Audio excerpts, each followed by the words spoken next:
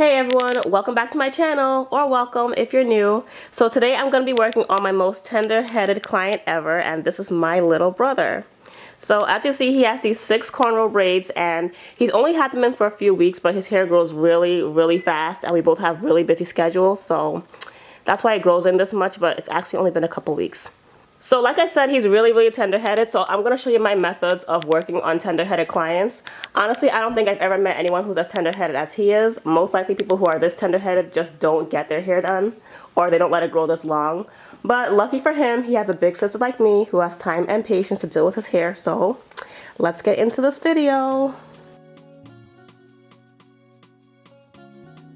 When it comes to taking out braids that have been in for a while, it is very important that you detangle the hair and comb out the hair as you go along, because there is a lot of shedded hair in there that needs to come out. Your hair sheds a lot all day, every day, and when your hair is in braids or twists, the shedded hair has nowhere to go. So when you take out your braids, if you don't comb it out, all that hair is going to be stuck in there and get tangled when you go to wash it. So the best way to detangle hair is starting from the ends, so this way you're not just ripping hair out at the scalp. So little by little, you want to gently start at the ends and pull out what you can, and then move a little bit higher and then higher until you get up to the scalp.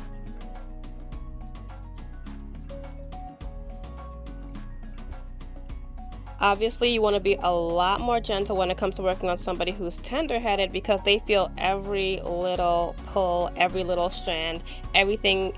Everywhere you touch them, they feel it. Especially my brother. I don't know how he feels some of the things that he feels, but he feels everything on his head. So I'm trying to be very gentle, especially when I get to the base of the hair. And as you can see, he has a lot of product buildup because these braids have been in for a while. I want to say they've been in for about a month and a half. Like I said before, we both have very busy schedules, so it's very hard for us both to find time to get his hair done. So a lot of times his braids will be in for a lot longer than I would prefer them to be. By the way, excuse the fact that he's going to be moving around during this video. He might be out of the frame sometimes, and that's because he's tender-headed. So when he feels pain, he's going to jump, he's going to move all over the place. It happens. He's only human. This is how he deals with it, and it's fine. Please don't make fun of my brother. It's not easy being tender-headed and having all this hair, but he loves his hair, so it is what it is. We're going to get through this. We always get through this. So here I'm using this hair oil, and a lot of times people like to use different conditioners or leave-in treatments to loosen their braids. I don't have a particular product that I favor. I just use anything that's really oily just to put in their hair, especially when there's a lot of buildup, because that helps loosen it a lot and it makes the comb go through the hair easier and the dirt easily glides out.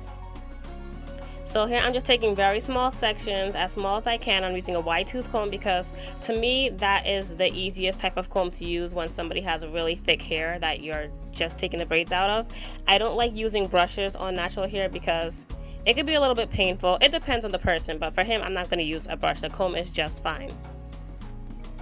So another method that I like to use to relieve tension from the scalp is once I comb out the hair around the scalp very gently, I twist the hair and then I continue combing down the rest of the strand, just because this way when you twist your hair like that, you don't really feel the tension as much as if I were just pulling it straight out. Does that make any sense? I do this on a lot of my tender-headed clients, and they appreciate that I do that because they say it helps them feel the pain a lot less. So that's my little method right there. So this is just what I'm going to do throughout the entire time I'm taking out his hair. I'm just going to keep on oiling his hair and taking it out section by section as I go through every braid. And when I do take the braids out, I start from the ends of the braid also, and very gently I comb out as much as I can, and then I use my hands to get out the remainder of the braid once I feel like I no longer can use the comb.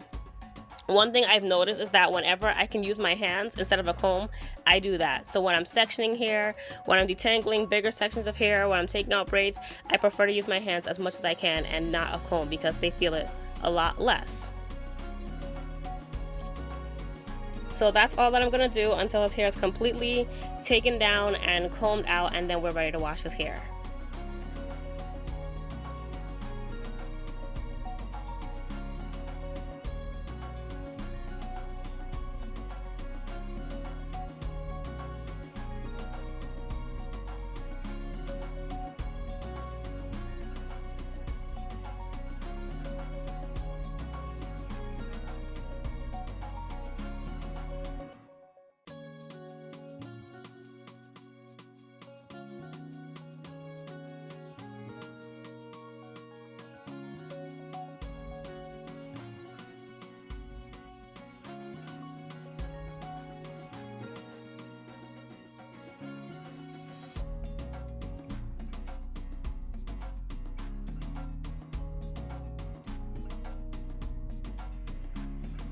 So now here we are, I'm washing his hair, and yes, this is a kitchen sink. Don't judge us. I know we're not the only people who do this, okay? It's fine. You can always clean the sink afterwards. So anyway, I'm using the kitchen sink because it's just easier. He can sit in front of it just like in a salon sink, and I have the hose that I can use to make it easier.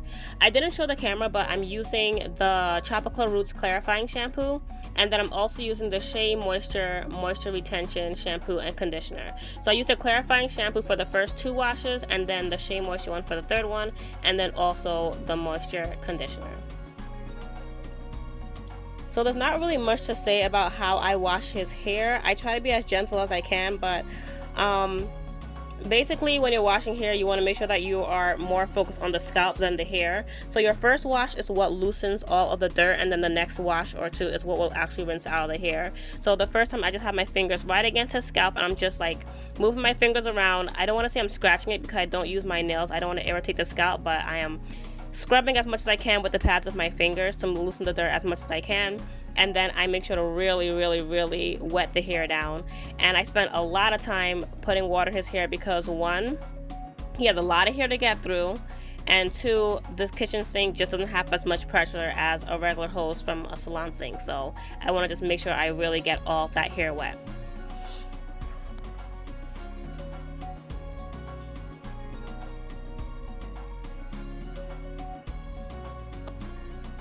So for my brother in particular, when it comes to conditioning his hair, I leave the conditioner in his hair, and then I take him back to the chair and detangle his hair with the white tooth comb, and then I twist it, and then I rinse it out later. I don't do this for my clients because this isn't the proper way to use conditioner, but because he's my brother and he likes this way because it hurts him the least, this is what we do. So right now I'm just putting the conditioner in his hair, and we're just gonna go and detangle his hair.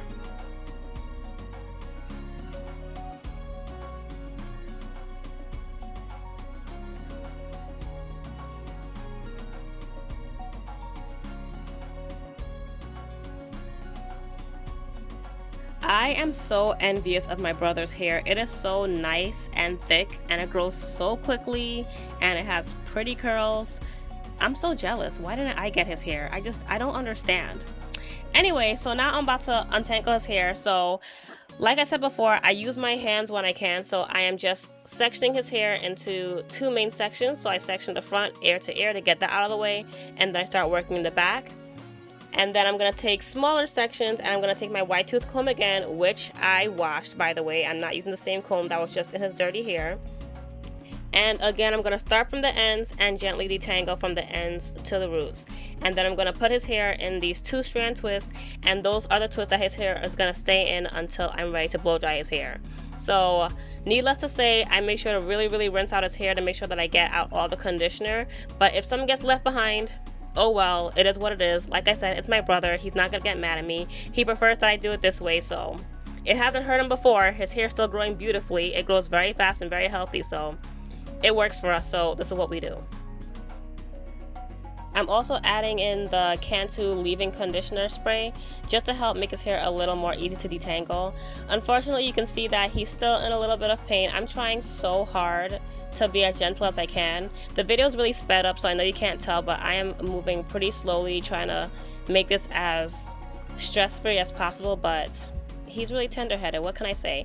I do what I can. I try my hardest to be very patient, and not just with him, but with my clients in general. A lot of my clients who have thick curly hair are also tender-headed, and I feel like it's very important, especially as a hairdresser, to be very knowledgeable about that when it comes to dealing with people with tender heads. You want to be very smart about it, and you want to be very patient. I feel like unfortunately a lot of hairdressers lack that patience, and because of that, a lot of people with beautiful thick curly hair end up hating their hair, and I refuse to be that hairdresser that makes somebody hate their hair. So it is very important to me to be patient with people's hair. You don't only want to care about the hair, but you want to care about the person as well, and their well-being and their comfort. So here's his hair after I've washed out all the conditioner. So as you can see, I still have all the twists in it because his hair is still nice and detangled. So we're just going to go straight into our blow dry.